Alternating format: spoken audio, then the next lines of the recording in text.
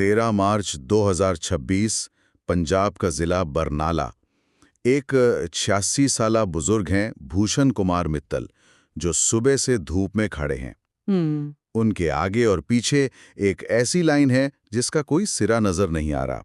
गर्मी इंतहा की है और वो बेचारे घंटों वहां खड़े रहते हैं, सिर्फ इस उम्मीद पर कि उन्हें खाना पकाने के लिए एक एलपीजी सिलेंडर मिल जाए। सही।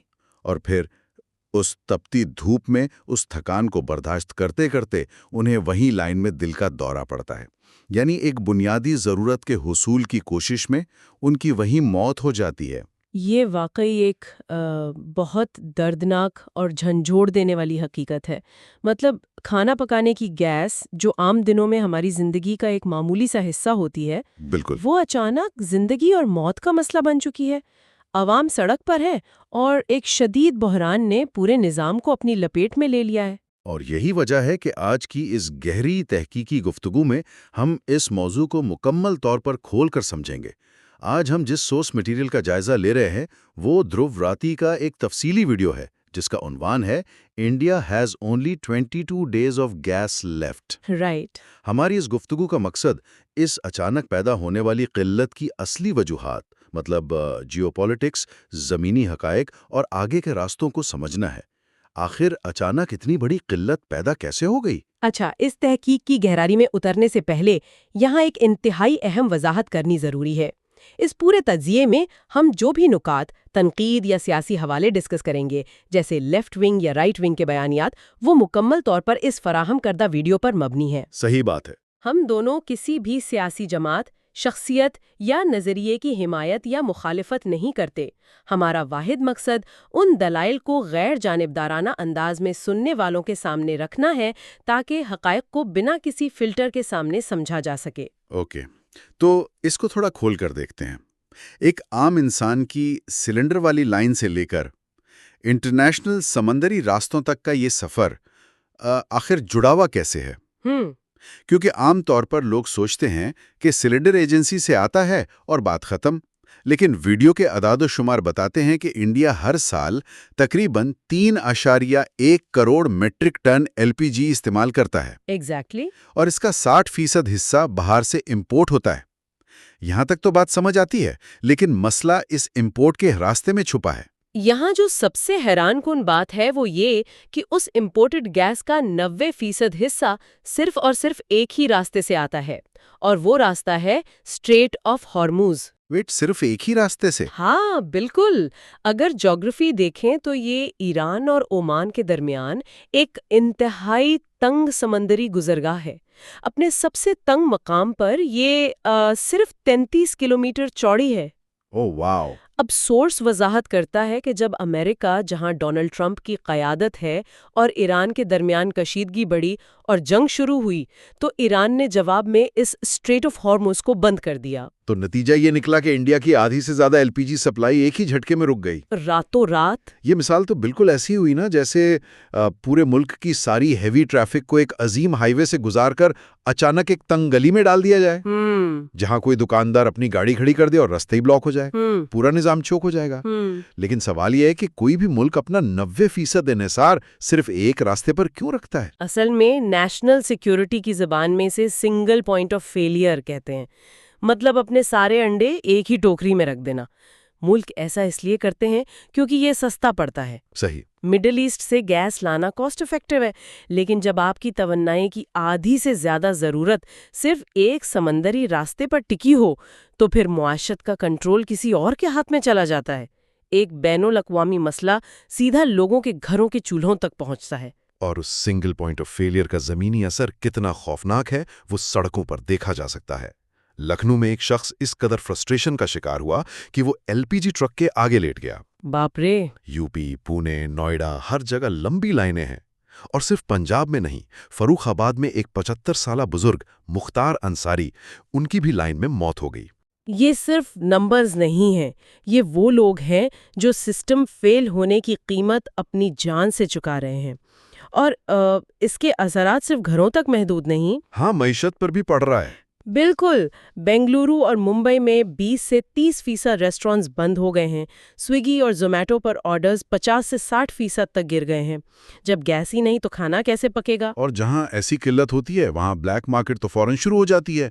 सोर्स बताता है कि एक आम घरेलू सिलेंडर जिसकी सरकारी कीमत तकरीबन 900 रुपए होती थी, वो ब्लैक मार्केट में 2 से 3 हजार में बिक रहा है।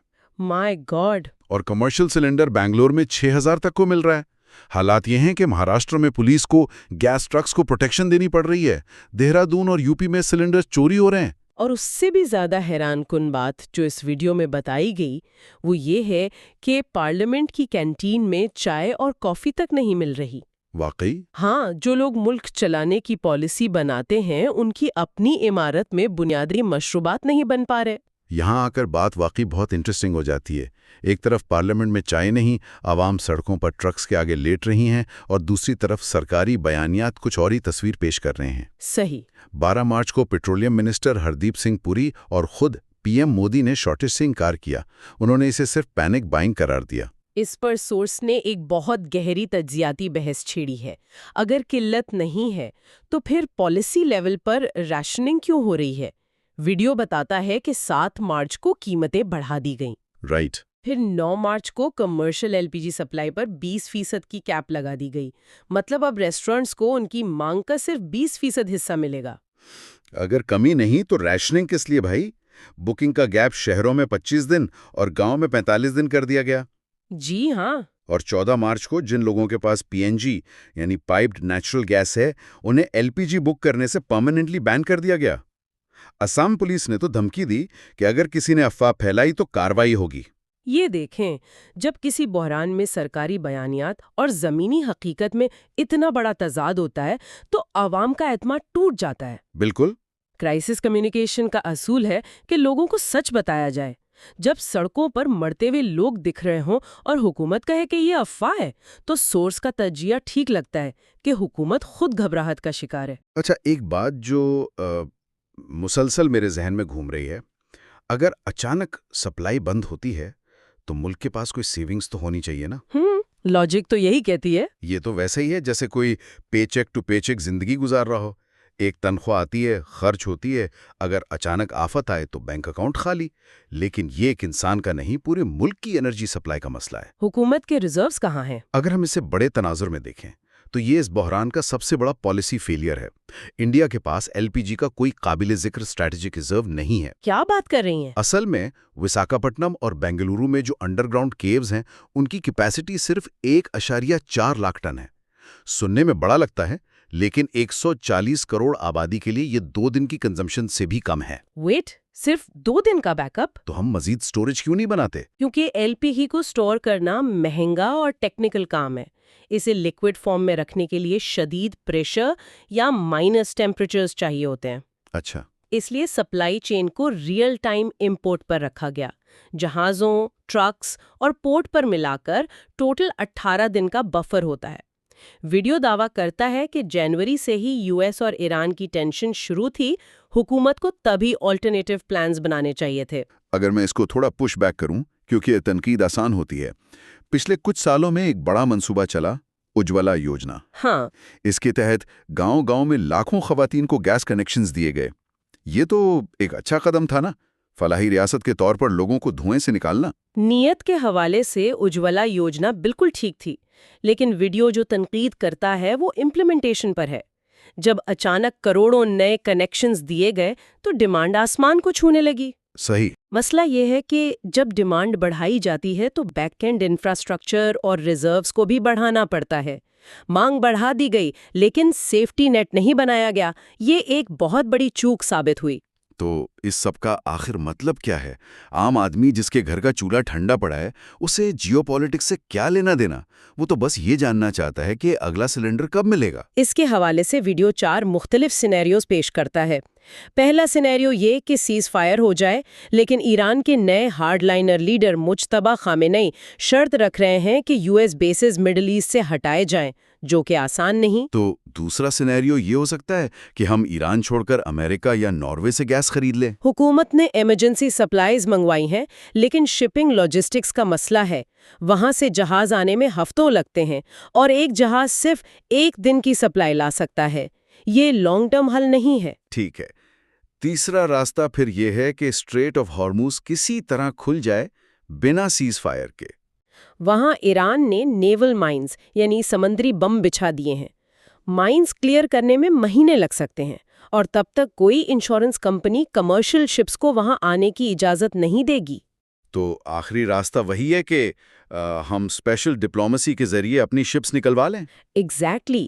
Foreign minister S J Shankar negotiations کر رہے ہیں، لیکن ابھی بلینکٹ اگریمنٹ نہیں ہوا۔ انڈیویجول شپس کو منانا پڑ رہا ہے۔ اس سب میں 4 سے 8 ہفتے لگ سکتے ہیں۔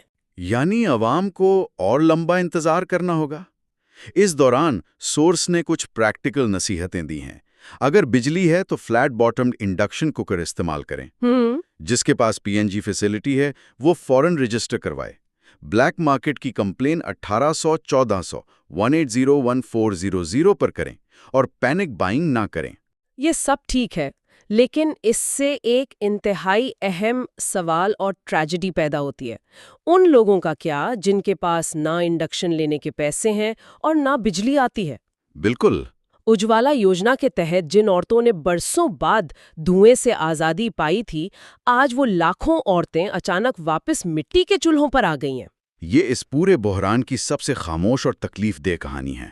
برسوں کا سفر صرف ایک انٹرنیشنل واٹر وے کے بلاک ہونے سے مٹی میں مل گیا۔ اس ڈیپ ڈائیو کا نچوڑ یہی ہے کہ جیو پالیٹکس صرف خبریں نہیں ہوتی۔ صحیح بات ہے۔ اپنی سپلائی چین کا 90% انحصار ایک راستے پر رکھنا اور بیک اپ نہ ہونا، اس کی قیمت آج عوام چکا رہی ہے۔ ہمیں تسلیم کرنا پڑے گا کہ ہماری جدید زندگی کا نظام کتنی پتلی ڈور سے بندھا ہوا ہے۔ اور اسی سوچی سمجھی لاچاری کے ساتھ ہم اپنی اس گفتگو کو آخر کی طرف لے جاتے ہیں۔ آج ایک سمندری راستہ، اسٹریٹ آف ہورموز، جس کا نام شاید اکثریت نے سنا بھی نہیں تھا، اس کے بند ہونے سے اگر زندگی 20 سال پیچھے چلی جاتی ہے تو سوچنے کی بات ہے۔ ہماری روزمرہ کی زندگی کے اور کون سے ایسے ضروری عوامل ہیں، جیسے صاف پانی، فائبر آپٹک انٹرنیٹ یا دوائیں، جو کسی ایسی ہی ایک نازک کڑی پر ٹکے ہوئے ہیں، اور جس دن وہ کڑی ٹوٹی تو کیا سسٹم تیار ہوگا؟ اس اہم سوال پر سوچیے گا ضرور۔